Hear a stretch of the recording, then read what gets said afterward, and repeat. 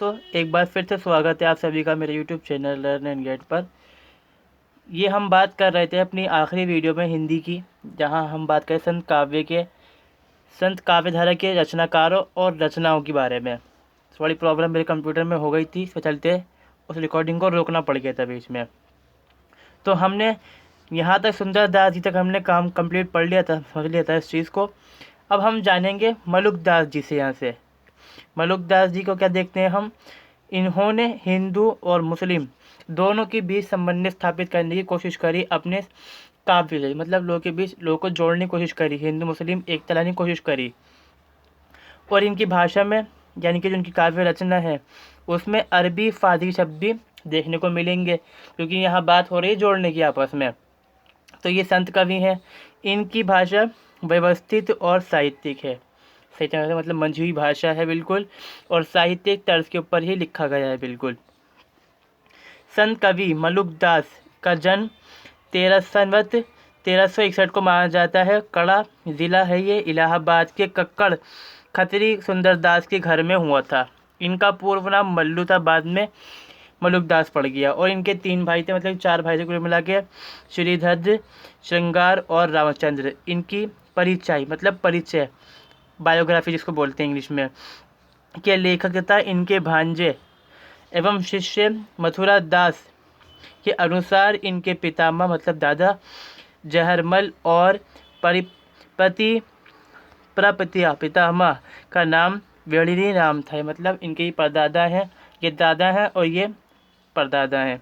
उनका कहना है कि मल्लू अपने बचपन से ही अत्यंत उदार एवं कोमल हृदय के थे तथा इनमें भक्तों के लक्षण भी पाए जाते हैं। संत मलुक दास की रचनाओं की संख्या 21 बताई जाती है, जिसमें से कुछ नीचे दी गई हैं, यहाँ पर आप देख सकते हैं।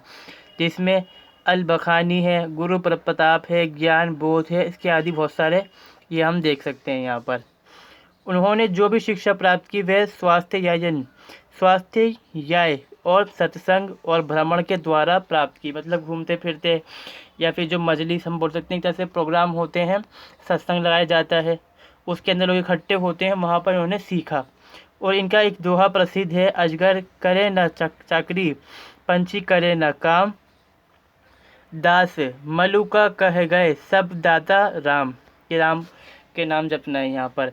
अपनी आध्यात्मिक वृत्ति एवं हृदय की विशालता के कारण ये क्रमशः बहुत विख्यात हो चले और इनके उपदेशों का प्रचार उत्तर प्रदेश के प्रयाग, लखनऊ आदि से लेकर पश्चिम की ओर जयपुर, गुजरात, काबुल आदि तक तथा पूरब और उत्तर की ओर पटना एवं नेपाल तक हुआ। मतलब काफ़ी बड़ा हम देखेंगे चरित्र के अंदर इनके मानने वाले, मतलब संत जिनको शिष्य थे इनके हम बोल सकते हैं वो थे।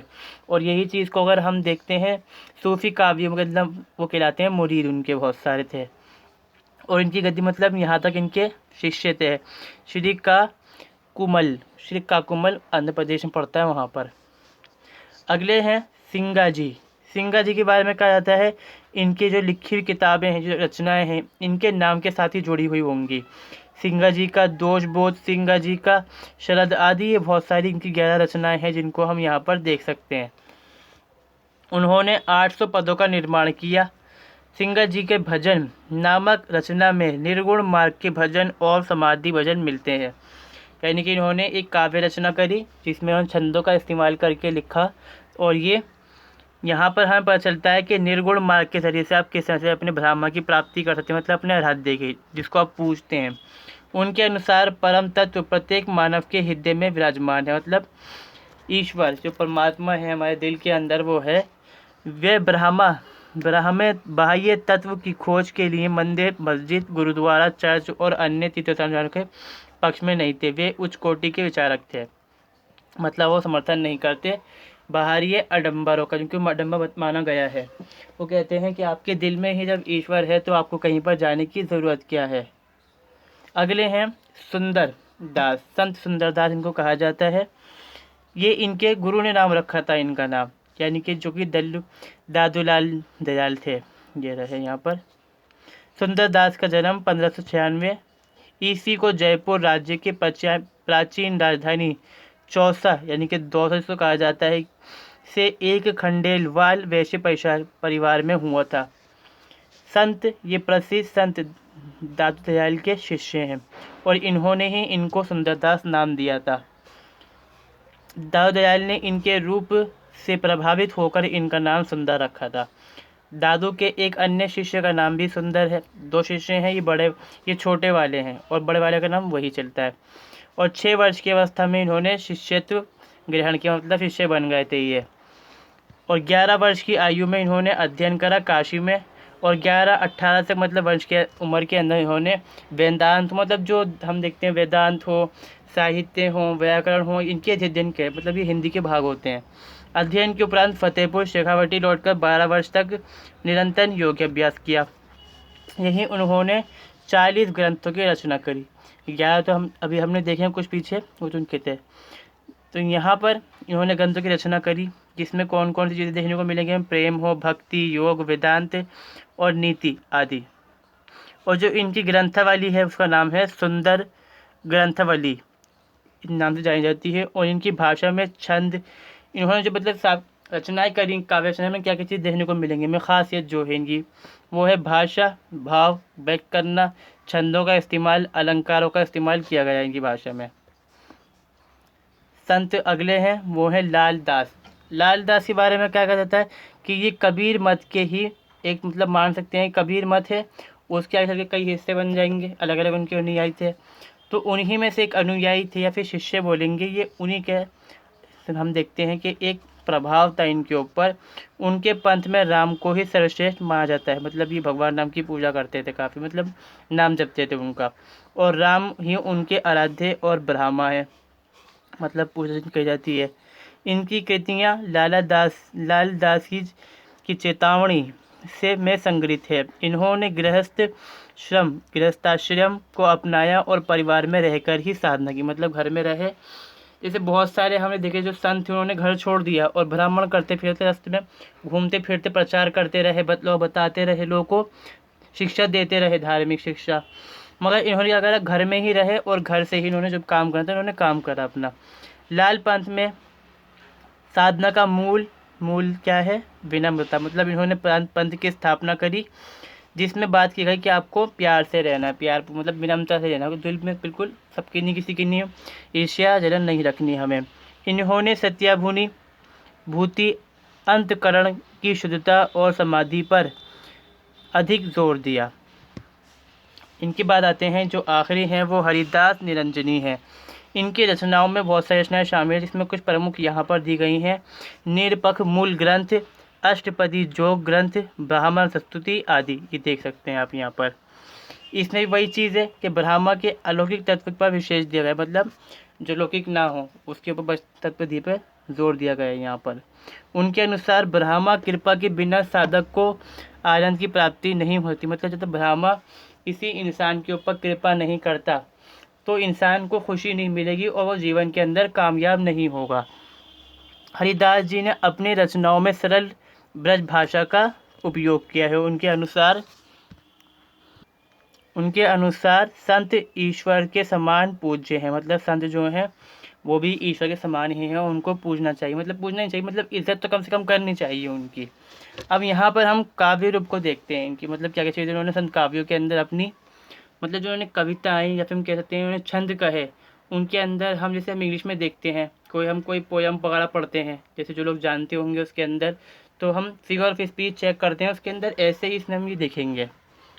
संत काव्य धारा के कवियों ने कविता करने के लिए काव्य नहीं किया, मतलब जो बात उन्होंने कही, उन्होंने कविता करने का उनका कोई मंशा नहीं थी, मतलब उनको कविता नहीं लिखनी थी।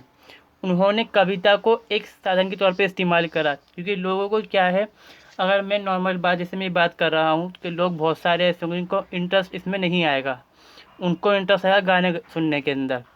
तो उन्होंने क्या करा, कविता को गुनगुनाने के गए मतलब शैली के अंदर उन्हें याद करा, लोगों को समझाया इस तरह से, जो अपनी बात को कहना था या जो मार्ग दिखाना था लोगों को, उन्होंने कविता को इसके लिए इस्तेमाल करा, साध्य नहीं थी वो। इनमें से कुछ क्या है, साक्षर ही, मतलब पढ़े ही लिखे नहीं थे, जिनके कहे दोहो छंद को याद बाद में उनके शिष्य द्वारा संकलित किया गया। संत काव्य मुख्य रूप से मुक्तक काव्य के रूप में लिखा गया है, मतलब जैसे हम कहते हैं कि फ्री फॉर्म जो होती है इंग्लिश के अंदर, उस तरह से लिखा गया है ये। साखियों, जिसे हम साक्षी कहते हैं, ज्ञान है, आध्यात्मिक अनुभव तथा सामाजिक अनुभव को व्यक्त किया गया है। जो संतों ने ज्ञान प्राप्त किया गया, समझे उन्होंने चीज़ों को, साक्षी के अंदर उन्होंने उस चीज़ को लिखा। और जो आध्यात्मिक अनुभव है उनका, धार्मिक, आध्यात्मिक, सामाजिक, वो सब उन्होंने इसके अंदर लिखा है। संतों ने आत्मनिवेदन आदि के उद्धार को प्रकट करने के लिए शब्द अर्थात गेय पदों की रचना की। यानी कि जो बात है आपने से, जो उनकी आत्मा निवेदन करती है लोगों से, जो चाहते हैं वो कहना अपने दिल से लोगों की तरफ। क्योंकि मैं जो बात बताना चाह रहा हूँ, जैसे लोग चाहते नहीं सुनना इसको, तो लोगों को क्या होगा कि जो गाना बज रहा है या म्यूज़िक या हम शायरी कर रहे हैं या फिर कहीं तक सुनने मज़ा आता है लोगों को, तो इसीलिए कभी ने भी इसका इस्तेमाल करा था। और सीधी जो बिल्कुल सेम चीज़ हम कहाँ देखेंगे, सूफ़ी कवियों के अंदर देखते हैं। सूफ़ी कवियों ने मसनवियाँ लिखी, गज़लें करी, बहुत सारी जो चीज़ें देखते हैं, अशार वगैरह उन्होंने करे, वो सब इसी चीज़ से कहीं कही गई थी। क्योंकि उनको चाहिए था कि जो बात है हमसे परमात्मा अल्लाह ईश्वर कह रहा है, लोग चाहते नहीं हो सुनना उसको, लोग जो सही बात है उसको सुनना नहीं चाहते, उनको चाहिए गाना बजाना, उससे मज़ा आता है, आनंद आता है, इसलिए उन्होंने इसका इस्तेमाल करा। इनके अतिरिक्त संतों ने बारहमासा, महामतियों, महात्म्यों और सहस नामों जैसे काव्य रूपों को भी अपनाया। अब इसमें हम देखते हैं पहले काव्य भाषा क्या थी। काव्य भाषा के अंदर हम देखा था कि साधु कड़ी थी, मतलब साधु तो थे ही यही, और जो घूम फिर के उन्होंने भाषा बना ली थी, जो आम जनता की मिली जुली भाषा थी, जिसमें राजस्थानी और पंजाबी ख़ास थी। हम उसमें देखेंगे पंजाबी राजस्थानी ख़ास है, और ब्रज भाषा भी और अवधी भाषा भी इसमें ख़ास है। तो भोजपुरी भाषा थी, जैसे कि हम जानते हैं कि उत्तर भारत के अंदर खास कर पढ़ते हैं हम इनके बारे में। ब्रज भाषा है, खड़ी बोली राजस्थानी, इनकी जो है विषम भाषाओं को आधार बना, मतलब बहुत सारी अलग अलग भाषाएँ थी, जिसमें ख़ास भोजपुरी, ब्रज भाषा और खड़ी बोली राजस्थानी, पंजाबी भी इसमें आएगी और अवधी को भी शामिल किया जाता है इसके अंदर। जो इनकी भाषा कहलाई वो कहलाई सदुक्कड़ी, मिश्रण वाली भाषा, मतलब इसमें अव्यवस्था और व्याकरण त्रुटि मिलती हैं, मतलब व्याकरण सही तरह से इस्तेमाल, जिसे हम कहते हैं ना ग्रामर का इस्तेमाल सही से नहीं करा, ग्रामर का कोई इस्तेमाल नहीं है, और टूटी फूटी भाषा है ये बिल्कुल। पर लोग जो हैं समझ लेते हैं जो चाहते हैं वो कहना, लेकिन प्रमाणिक अनुभव और अपनी सहज सरकार की भाषा अनायास ही बहुत जटिल बातें बहुत ही मार्मिक ढंग से अभिव्यक्त करने में समर्थ हुई है। यानी कि चाहे जितनी हम कह देंगे ख़राब भाषा लगी, मुश्किल होते हुए भी, मगर जो बात बहुत ही मुश्किल थी उन्होंने बड़े प्यार से भाषा के अंदर कह दिया गया बातों के अंदर। प्रतीकात्मकता, प्रतीकात्मक मतलब यहाँ पर है कि सिंबल का इस्तेमाल करना। जैसे कि हम इसमें उदाहरण लेंगे कि उन्होंने जो इंसान है उसकी आत्मा को दिखाया कि वो महिला है एक तरह से, हम जैसे मानते हैं कि नायिका है वो, और जो परमात्मा है वो नायक है उसका, तो वो दोनों चाहते हैं मिलना, और जो नायिका है वो बेताब होती है अपने नायक से मिलने के लिए, परमात्मा से। तो यहाँ तो वो बात नहीं है कि हर इंसान आदमी तो नायिका नहीं हो सकती, जो मर्द जाते वो तो नायिका नहीं है, मगर जो उसकी आत्मा है उसका मतलब उसको सिंबल तरह से यूज़ करा उन्होंने। कवियों ने प्रतीकों का प्रचुरता से प्रयोग किया है। आत्मा परमात्मा की नी कामिनी, सरोवर, जल, हंस, जैसे हम कहेंगे हंस जो है वो पानी के बगैर जी सकता नहीं है, तो ये बात आ गई ना कि दोनों मेल जो लेंगे उसे से। अनेक प्रतीक हठ योगी साधना पद्धति से लिए गए हैं। जहाँ हम बात करते हैं हठ योग, मतलब जो साधना होती है, अब जो हम तपस्या वगैरह कहते हैं उसको कहते हैं। यथा कबीर का निम्न दोहा दृष्टियव है, कभी कभी बिंबात्मकता के दर्शन तथा मिथकीय प्रयोग भी हुए हैं। मिथक जिसको हम बोलते हैं मिथ्स।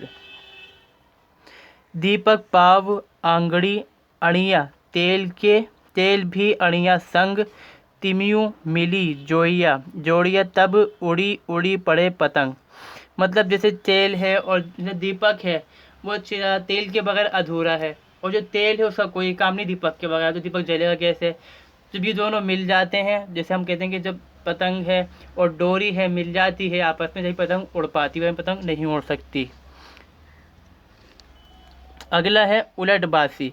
मतलब उलटबासी के अंदर क्या कहा गया है, मतलब जैसे कि हम इसको ले लेते हैं यहाँ पर, खैर ये इस तरह से लिखा नहीं गया, पर इसमें से हम देखते हैं कि ये चीज़ जो है ये पहले कहनी थी मगर इसको बाद में कहा गया, और जब बात पहले कहनी थी उसको बाद में कहा गया, ये उलटबासी होती है, और बात को घुमा करके बोलना उलटबासी कहलाती है।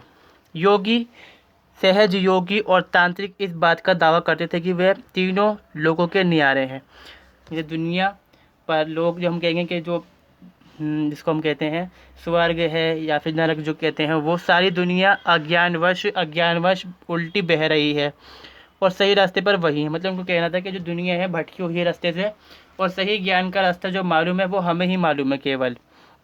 इसीलिए उन्होंने बात को लोगों से उल्टा कहा कि वो समझ सकें, क्योंकि जब लोग ही उल्टे हैं, उनका दिमाग उल्टा चल रहा है, तो उनसे बात को उल्टी कहो और समझ जाएंगे बात को उसी तरह से। फिर वो कबीर आदि कवियों ने इस शैली को अपनाया से कवि की खास बातें देखने को मिलेंगी में उलटबासियाँ अपनाया। एक अचंबा देखो भाई ढाड़ा सिंह चरावे गाई, पहले पुत छावे माई। इन्होंने इसे कहा प्रतिकार से समझ लेने पर उलटबाजी सीधी लगने लगती है तब वह पहली बनी रहती है।